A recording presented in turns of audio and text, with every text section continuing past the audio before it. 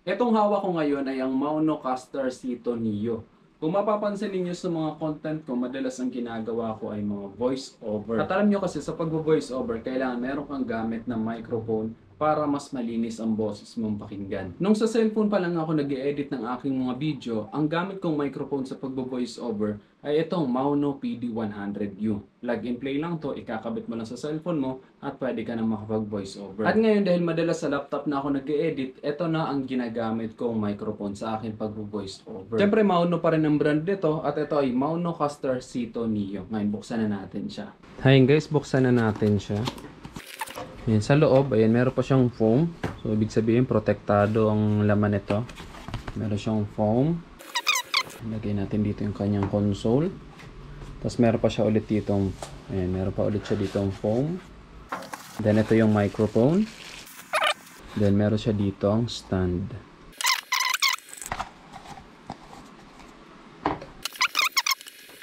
Then, meron siya dito ang microphone cable. Kakabit lang natin siya dito.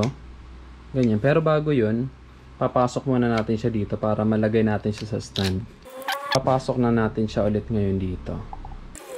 Then dapat nakaharap sa'yo itong merong logo ng Mauno. Then itong dulo, ilalagay natin yan dito sa dulo.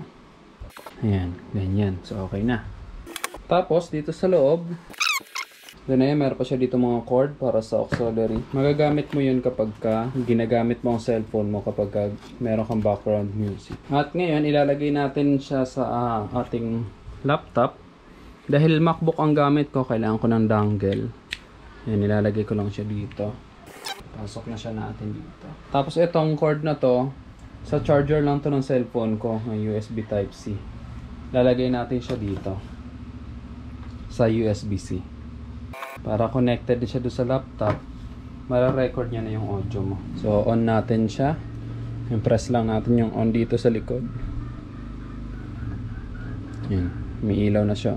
1, 2, 3, sync. 1, 2, 3, sync. So yun guys, ito na ang boses natin. Nanggagaling na dito sa ating Maunocaster C2 Neo. Ayan o. So kung mapapansin ninyo, mas malinis na yung boses natin. Partida, meron pa akong katabing electric fan. No? Ano, katabi ko yung electric fan, malakas ang hangin yan. Pero dito sa ating microphone, hindi yan maririnig kahit yung mga ingay galing sa labas. So kaya maganda talaga to pang voice over, itong ating microphone na to. Kaya masasabi kong okay na okay talaga to sa mga content creator na nagvo-voice over. Kagaya ko, 'di ba? Ako nagvo-voice over ako madalas sa aking mga content. Tapos kapag ganito na nagsasalita ka dito sa microphone na to, huwag mo masyadong ilalapit na ganyan na sobrang lapit kasi magiging basag yung boses mo. Pangit naman pakinggan.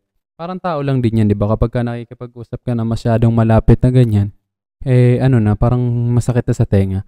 So mas maganda, ilayo-layo mo ng mga ganyan. Mga ganito lang kalap. Mga konti lang. Yung huwag masyadong dikit. Mga ganyan lang. Para kapag pinapakinggan ka ng mga manonood ay clear ang boses mo. Natural na natural. Ngayon, pwede mong palitan yung boses mo kung gusto mo. Pwede kang mag-live streaming kasi gamit to eh. Pipindutin mo lang itong pitch present. Tapos ayan, magiging iba na yung boses mo.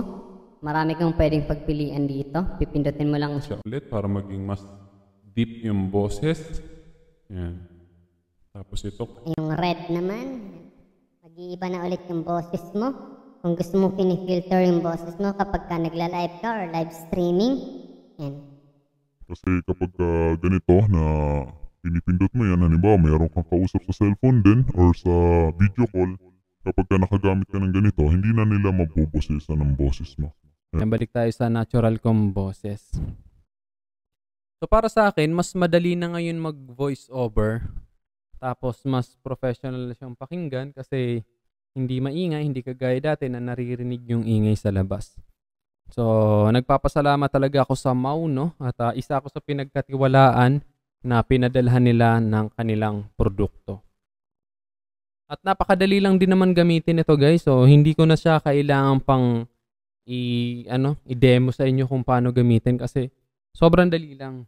So kung gusto niyo bumili nito, meron silang sale ngayon sa Lazada at sa Shopee. Ilalagay ko na lang yung link sa aking description para makabili kayo nitong microphone nito. Tsaka bundle na to guys ha. And meron ka ng condenser microphone, tapos meron ka ng ganitong console na pwede mong makontrol ang boses mo.